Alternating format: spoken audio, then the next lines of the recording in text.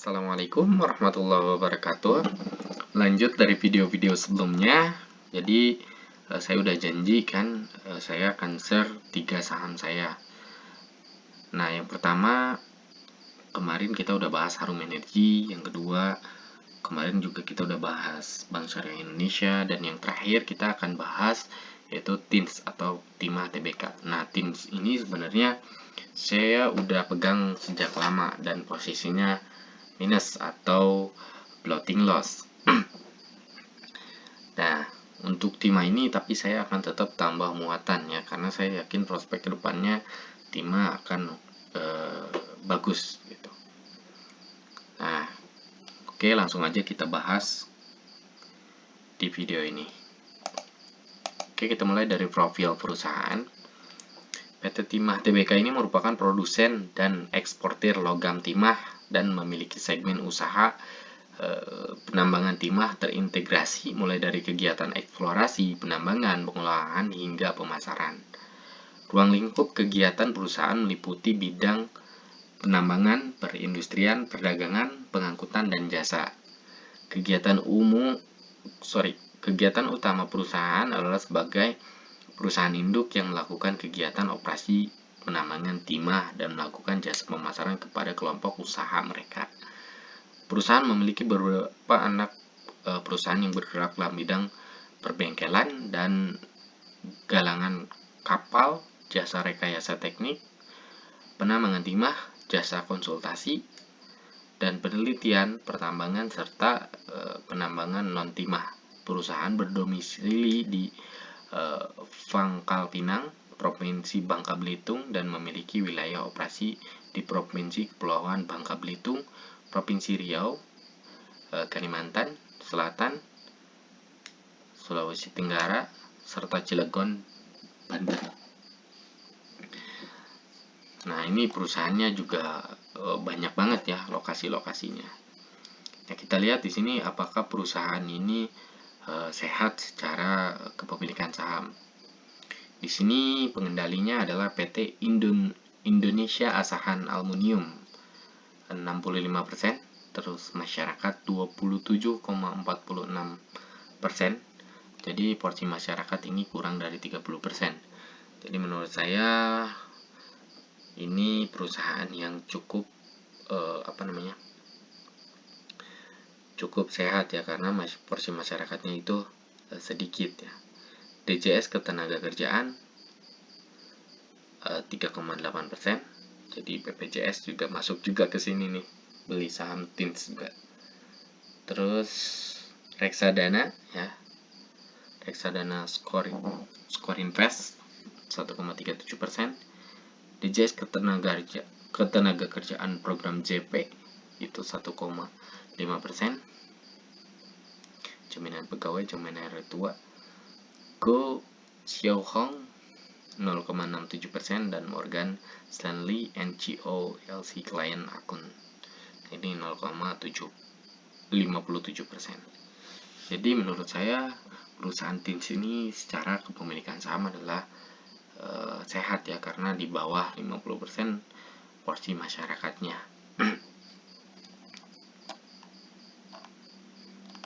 Oke, ini boarding direkturnya, mungkin teman-teman bisa cek sendiri profil-profilnya siapa orang-orang ini. Terus kita langsung aja ke case statistiknya. Nah, di sini di tahun 2020 PT TINS ini atau Timah ini mengalami kerugian ya, sekitar 341 miliar. Tapi di tahun 2021 itu mereka sudah tidak rugi lagi atau sudah mendapatkan laba di 1,3 triliun. Nah, asumsinya di tahun 2022 ini mereka bisa mendapatkan 1,5 triliun untuk net income-nya. Nah, tapi yang perlu kita garis bawahi bahwa pemerintah Indonesia ini melarang untuk ekspor timah dan nikel. Jadi kita kan mendukung Go Green ya untuk pembuatan batu baterai untuk kendaraan listrik. Jadi mungkin pendapatannya atau net income-nya ini akan sedikit turun. Tapi itu nggak masalah ya, karena ini tidak akan berlangsung lama. Ini kan untuk sementara. Mungkin nanti kedepannya juga perusahaan ini bakalan cuan lagi. Tenang aja. Kita juga pasti ekspor lagi. Nah, ini untuk current valuation ya. Current PE ratio di 5,7, current PE ratio di 4,74, terus forward PE ratio di 24,41. Terus di sini yang menarik adalah di current price to book value di 1,22. Jadi ini menurut saya udah cukup murah untuk tim ini. Tim itu jarang-jarang ya menyentuh 1000 atau 1100 itu kan jarang-jarang. Jadi ya menurut saya ini udah cukup murah gitu. Nah, di sini kita lihat di balance sheet-nya total aset itu di 13 triliun dengan hutang di 6,1 triliun. Tapi cadangan cashnya ini cukup tebal di 1,4 triliun. Book value per share-nya ini teman-teman bisa cek di sini ya. Current book value per share-nya di 956 ya. Atau di 1000 kurang 50. Secara keseluruhan cash flow dan lain sebagainya ini aman ya. Jadi nggak ada masalah di sini. Cash flow-nya masih 3,1 triliun. Jadi aman lah. Dividen nggak usah ditanya lagi karena dia itu sering bagi dividen ya tiap tahun rutin. Jadi oke lah. Meskipun harga sahamnya turun tapi kita kan dapat dividen. Oke, kita cek finansialnya.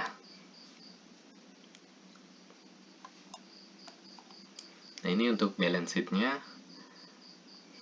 ya. Di balance sheet-nya dari kuartal 1 tahun 2021 sampai kuartal 3 di kuartal 2 2022 itu mengalami peningkatan, tapi di kuartal 3 2022 itu sedikit mengalami penurunan. Nah, ini bisa teman-teman lihat, bisa teman-teman scroll sendiri. Cara ngitungnya itu adalah total aset atau aktiva sama dengan liabilities ditambah dengan equity ya. Liabilities itu hutang, equity itu modal. Jadi aktiva atau aset sama dengan liabilities ditambah dengan modal atau equity. Untuk neraca ini ya cara menghitungnya. Terus income statement. Nah, income statementnya di sini hanya mengalami penurunan pendapatan itu di kuartal 2 dan 3 saja. Tapi penurunannya juga terbilang cukup kecil di kuartal 3, dari kuartal 2 ke kuartal 3. Tapi penurunan yang cukup signifikan itu di kuartal 1 ke kuartal 2. Tapi secara keseluruhan ya, untuk TINS ini kalau menurut saya layak untuk dibeli atau sangat murah ya. Mahal enggak, tapi murah itu maksudnya apa ya? Ya harganya wajar lah kalau segini kita beli gitu. Kita lihat analisis dari para analis. Nah, Peter Stockbit ini menyediakan analisa ya atau penilaian dari para analis. Nah, ini update-nya per 6 Desember 2022. Ada 6 analis yang memberikan rating untuk TINS. 4 diantaranya merekomendasikan buy, 1 hold, dan 1 sell. Jadi bisa kita asumsikan bahwa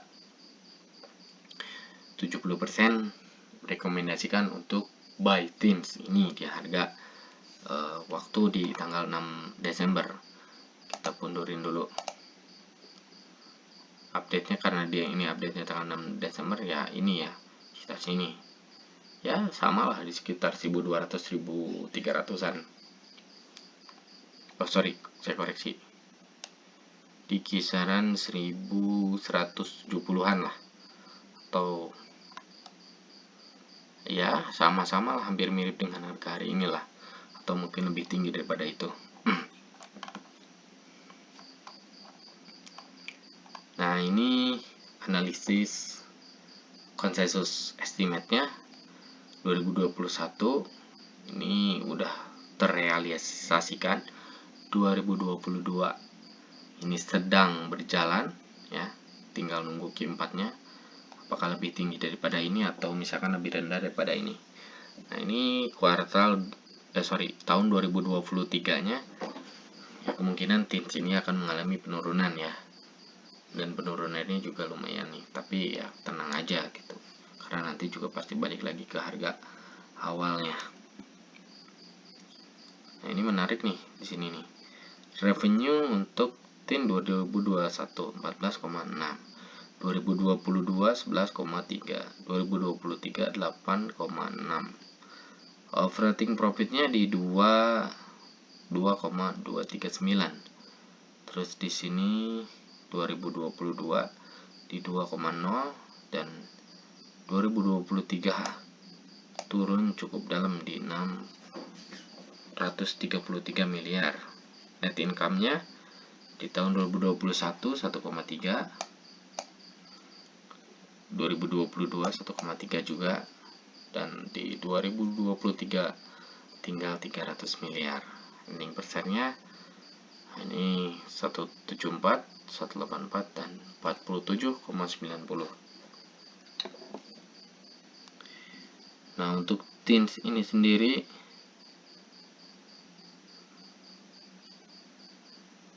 ya, kita punya target yaitu di harga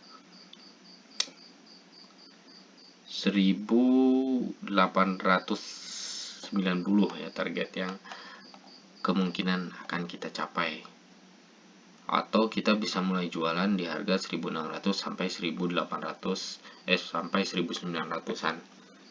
Jadi ya, target yang akan kita capai itu di 1800, atau kenaikannya sekitar TINS itu 63% ya, proyeksi peningkatannya ya di sekitar 63%. Mudah-mudahan untuk TINS ini di tahun 2023 atau di awal 2023 ini nyampe ya 50%. Oke, mungkin itu saja video saya tentang PT Timah Tbk ini. Kurangnya saya mohon maaf. Assalamualaikum warahmatullahi wabarakatuh.